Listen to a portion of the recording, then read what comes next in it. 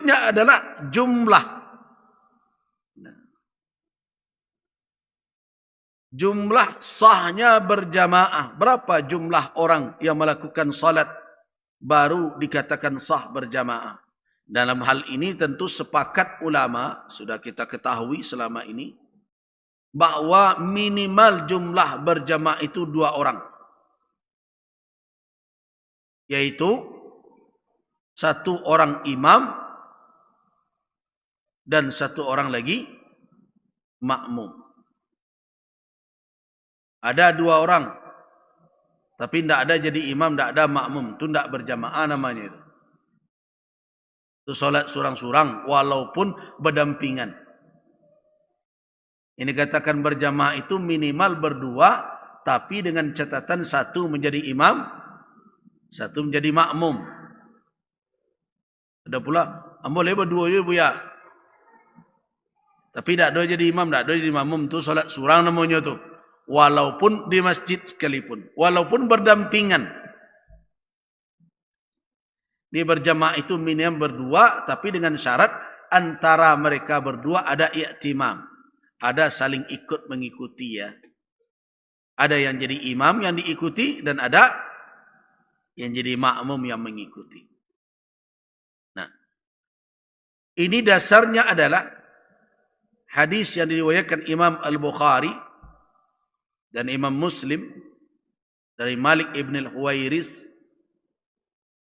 Ada 2 orang laki-laki datang kepada Nabi SAW. 2 orang ini hendak melakukan perjalanan jauh atau bermusafir.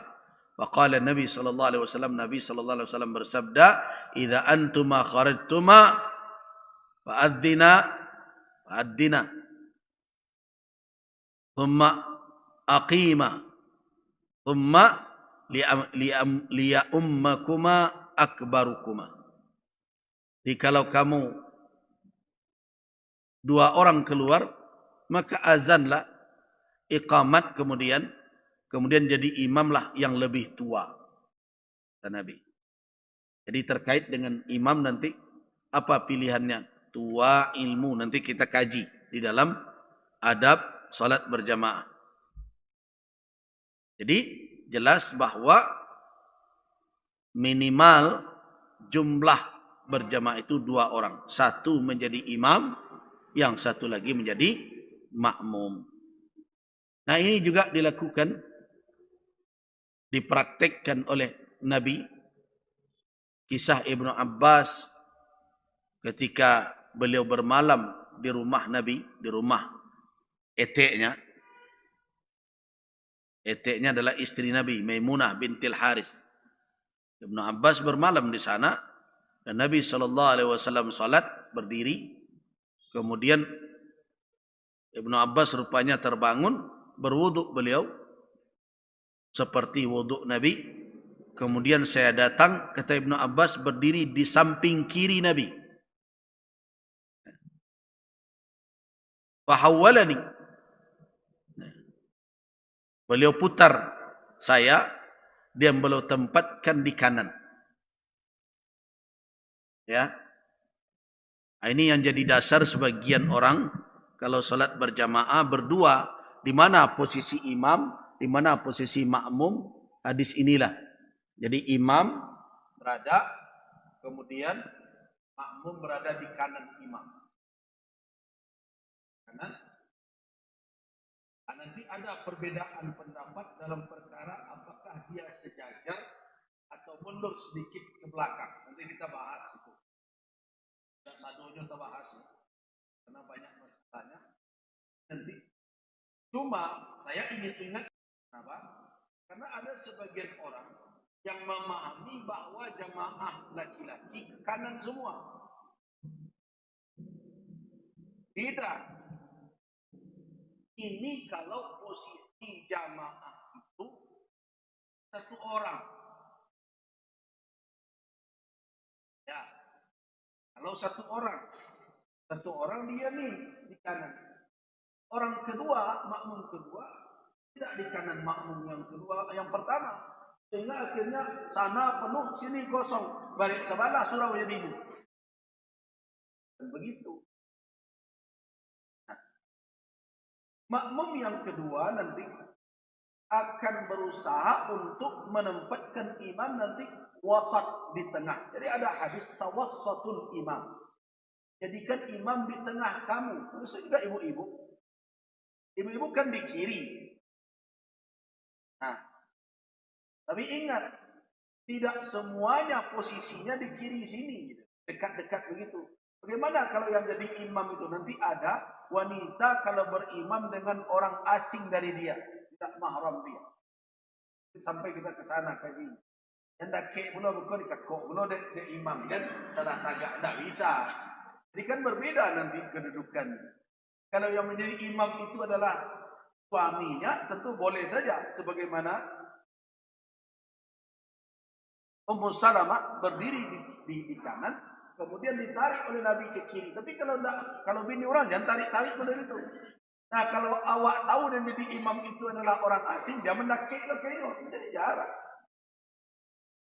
Nah, nanti akan ada hukumnya, boleh enggak laki-laki dan perempuan yang tidak ada mahram berjamaah berdua saja? Apakah masuk khalwat atau tidak? Ini perlu nanti kita bahas.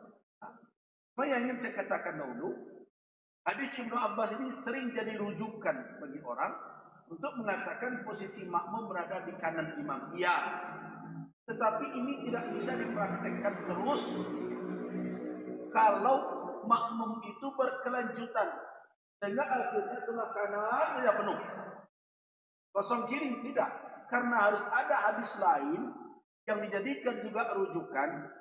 Kalau sudah jumlah makmum itu bisa menjadikan posisi imam di tengah, perintahnya tidak seperti ini lagi, tapi tawassut. Itu tawassatul imam. Jadikan imam itu di wasat. Wasat itu di tengah. Nah, itulah makanya para ulama mengatakan kalau untuk mencapai perintah tawassatu itu, nah, perintah untuk menjadikan imam itu di tengah, caranya adalah jamaah yang kedua itu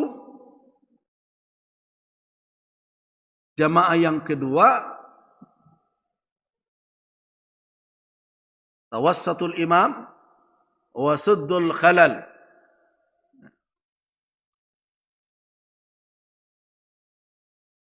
Jadi jadikan imam di tengah dan tutup celah.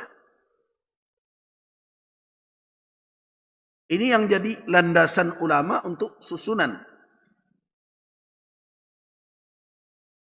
saf tersebut. Nah, hadis ini diriwayatkan Imam Al-Baihaqi. Ini dipakai oleh ulama, walaupun kritik ulama hadis ada lain pada sanad. Jadi bukan hadis ini tidak maudhu' ya, tidak palsu. Kelemahan pada sanad itu, tetapi Nabi juga tidak ada qaul beliau mengatakan kanan dahulu kiri dahulu. Yang ada adalah amal seperti tadi. Karena itu sisi tawassut imam itu dipakai oleh fuqaha. Jadi yang kedua di mana berdiri?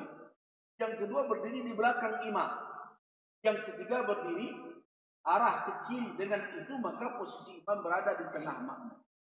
Nah, kita yang datang pun, Bapak kan sering juga lihat.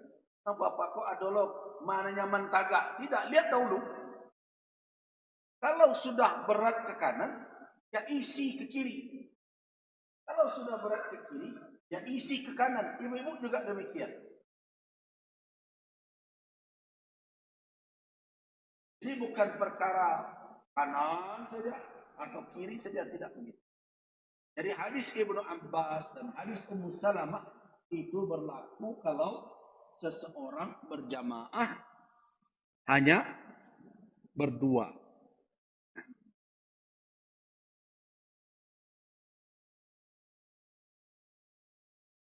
Baik, kita lanjutkan. Jadi hadis terkait dengan jumlah sahnya berjamaah itu menunjukkan bahwa akal minimal ya, hadis tadi menunjukkan bahwa minimal salat berjamaah itu dilakukan 2 orang saja.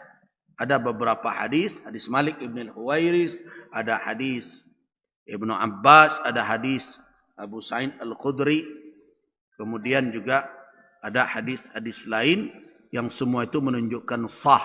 Nah, dilakukan walaupun berdua.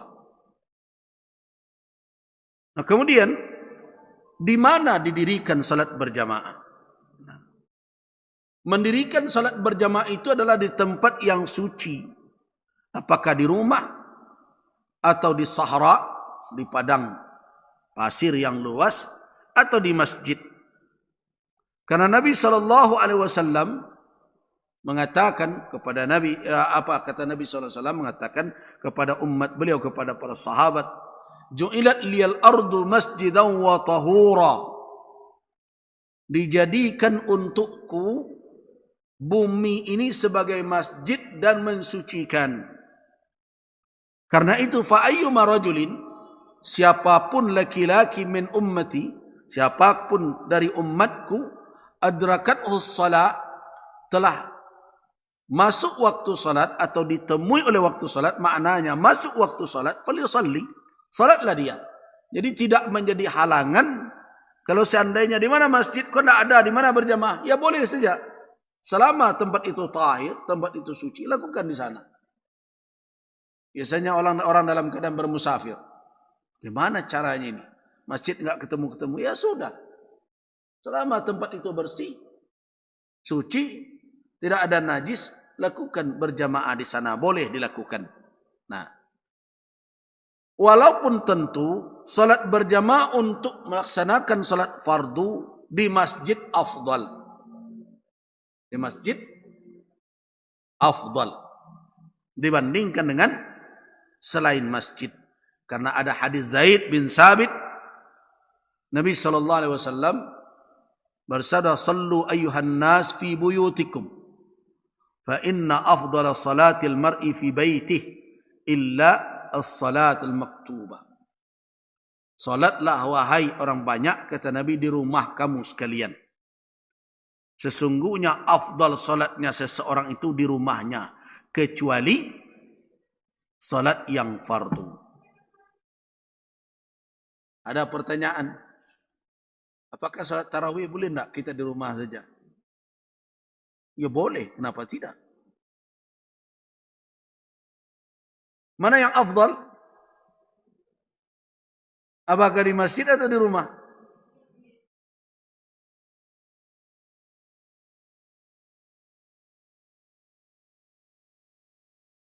Kenapa afdal di masjid? Di rumah berjamaah bisa.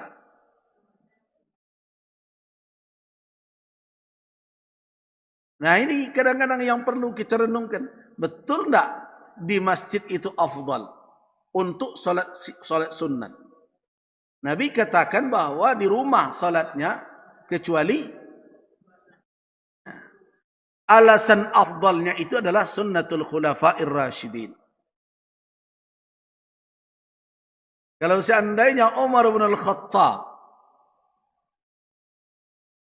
radhiyallahu anhu tidak menghimpun dahulu para sahabat umat ketika itu untuk salat qiyam Ramadan berjamaah dengan satu imam, maka dari sisi salat berjamaah di bulan Ramadan itu tetaplah di rumah afdal. Masuk dalam hadis ini. Afdalus salah fil bait illa al-maktubah. Salat yang afdal itu di rumah kecuali yang fardu.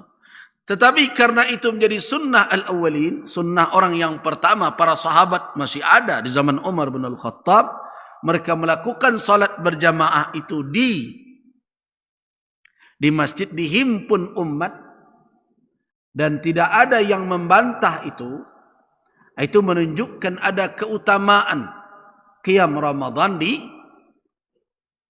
masjid. Karena kenapa? Karena kita disuruh untuk meniru sunnah al-khulafa ar-rasyidin setelah Rasulullah. Alaikum bisunnati wa sunnatil khulafa'ir rasyidina min ba'di. Uddu 'alaiha bin nawajiz. Kalau tidak, maka tidak bisa kita mengatakan afdal. Karena Nabi seumur hidup beliau hanya melakukan berjamaah salat qiyam Ramadan itu hanya tiga kali saja dalam satu riwayat. Ada yang mengatakan 2 kali. Nah, berarti salat ini sama seperti salat sunat yang lainnya. Dan boleh dilakukan dengan berjamaah dan boleh dilakukan juga tidak berjamaah sendiri. Nah, dari sisi pahalanya, dari sisi tempat, kalau tidaklah ada riwayat tadi, tentu afdal di rumah. Dari sisi berjamaahnya, salat yang tidak dituntut berjamaah, maka tidak afdal berjamaah. Namun, salat qiyam Ramadan dicontohkan berjamaah oleh Nabi. Karena itu afdal berjamaah. Salat yang tidak dituntut berjamaah. Kan banyak salat, tapi tidak dituntut berjamaah. Malah dilakukan berjamaah itu khilafus sunnah. Makanya riwayat tentang salat duha berjamaah itu tidak kuat hujahnya.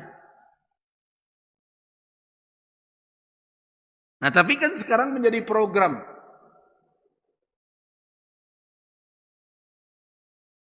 Dengan berbagai alasan. Tahajud berjamaah itu dibolehkan berjamaah, tetapi tidak diazam, tidak diundang orang untuk hadir melakukannya. Karena Nabi SAW tidak melakukan itu.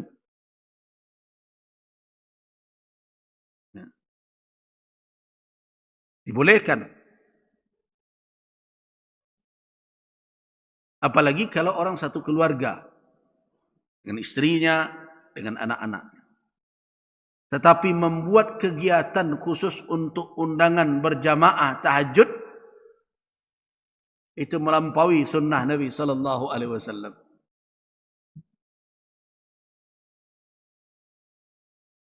Nah, karena itulah makanya ketika orang berada di tanah suci, di Makkah, di Madinah, orang berjamaah untuk melakukan qiyam di malam hari, tahajud, perlu kita kaji kembali.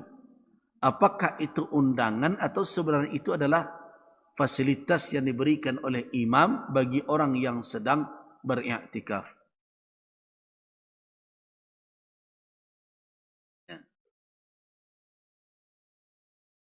Nah, tapi saya termasuk yang berpendapat itu juga berlebihan. Kenapa? Karena Nabi SAW tidak menghimpun orang untuk berjamaah tahajud.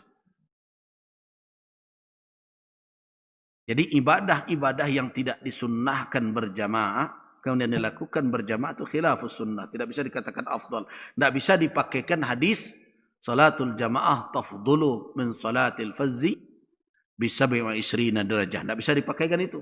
Salat berjamaah afdal 27 kali lipat. Tidak bisa. Yang bisa dipakaikan itu adalah salat-salat yang disyariatkan berjamaah. Ya tentu dalam hal ini adalah salat fardu yang utama.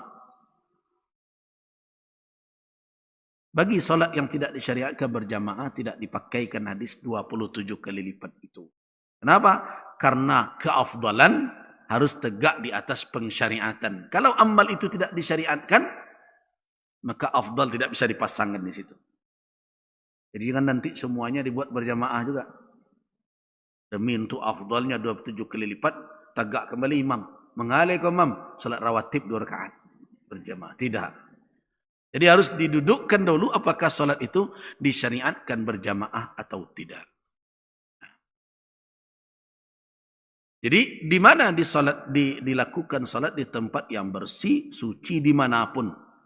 Tapi salat maktubah, salat fardu dilakukan di masjid afdalnya, dan itulah yang dikatakan oleh Nabi sallallahu alaihi wasallam, afdhalus shalah fil bait illal maktubah.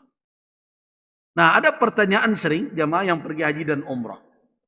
Apakah salat tahajud, salat witir di Makkah itu mana yang afdal? Di tempat kita tinggal atau orang yang berumah di sana atau orang yang tinggal sebentar di situ? Tapi tentu dia punya tempat tinggal. Hotelnya berbagai macam. Mana lebih afdal dia lakukan? Di rumahnya atau di Masjid Nabawi kalau di Madinah, atau Masjidil Haram? Jawabannya di rumahnya. Kenapa? Karena Nabi kan dulu tinggal di Madinah. Beliau katakan salat yang afdal itu di rumah, kecuali yang fardu. Berarti salat di Madinah itu di rumah lebih afdal dibandingkan dengan salat sunat, ya. Salat sunat lebih afdal di rumahnya dibanding dengan di masjidnya. Ada mengatakan, awak kan Masjid Nabawi kan 1000 kali lipat. Betul, Nabi yang mengatakan itu. Tapi Nabi yang mengatakan pula bahwa salat di rumah afdal dibandingkan dengan di Masjid Nabawi. Jadi karena itu, bagi orang yang berada di Madinah, tidak ada salahnya kalau dia melakukan tahajud dan witirnya di tempat tinggalnya, di tempat menetapnya. Tetapi salatnya yang fardu atau maktubah, itulah yang dia lakukan di Masjid Nabawi.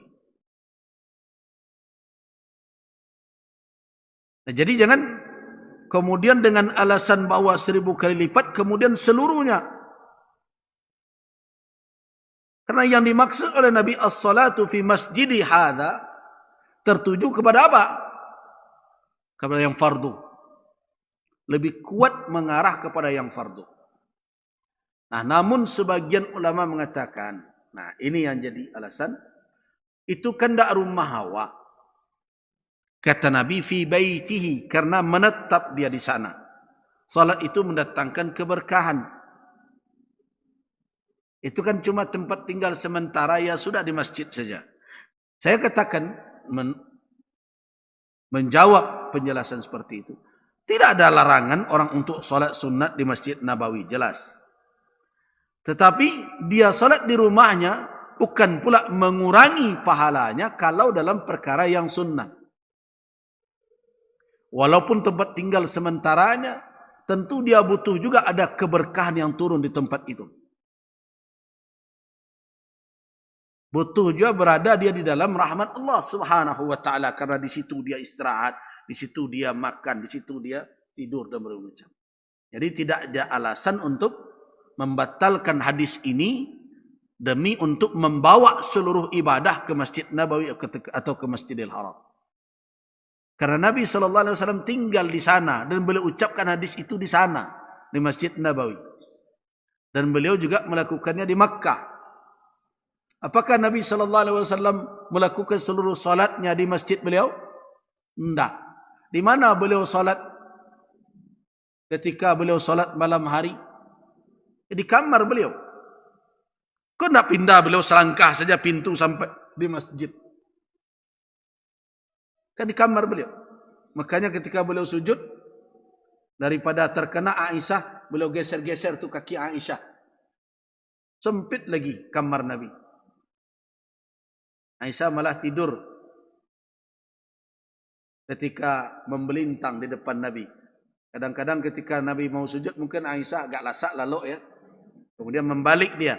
Nah, kaki dia mungkin digeser oleh Nabi. Pertanyaannya, kenapa Nabi tidak pergi ke sebelah? Bukankah kamar Aisyah dengan masjid cuma berbatas dinding saja? Jadi saya ingin katakan apa? Bahwa sisakanlah ibadah salat itu untuk rumah kita. Sebagaimana perintah Nabi, sallu fi buyutikum. Salat di rumah kamu. Nah, kenapa? Karena afdal salat itu di rumah, kecuali yang fardu. Jadi kalau mau salat ke masjid fardu kejar. Yang sunnatnya sisakan untuk di rumah. Dan itu berlaku di tanah haram, di luar tanah haram. Jadi tidak ada pengecualian di situ. Untuk tanah haram semuanya dibawa ke Masjidil Haram, dibawa Masjid Nabawi, tidak. Karena hadis ini disampaikan oleh Nabi di tanah haram. Ini Nabi ngomong itu tidak di Bukit Tinggi. Beliau di Madinah.